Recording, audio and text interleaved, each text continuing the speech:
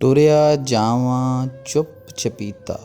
आवाज़ो पेशकश अली हसनैन। टुरिया जावां चुप चपीता, गल्लां करदा अपने नाल। नाले वेखां कुदरत रब दी, नाले सोचां लंघिया साल। हिसाब किताब दे सारे चुंगल सिर विच आन वड़े सी मेरे। की लभ्या की टुर गया मेरा, सोचां दा इक लम्मा जाल।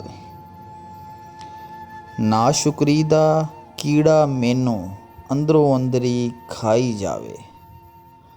रब नू नाले वाजां मारां, क्यों कीता इंज मेरे नाल।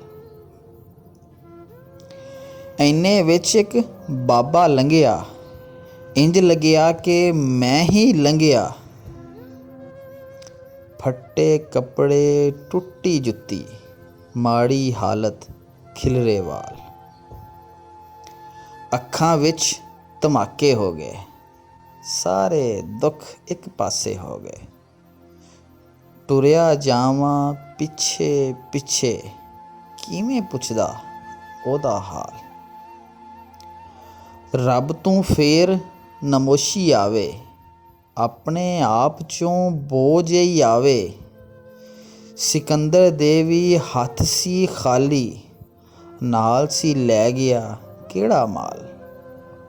टुरिया जावां चुप चपीता, गल्लां करदा अपने नाल।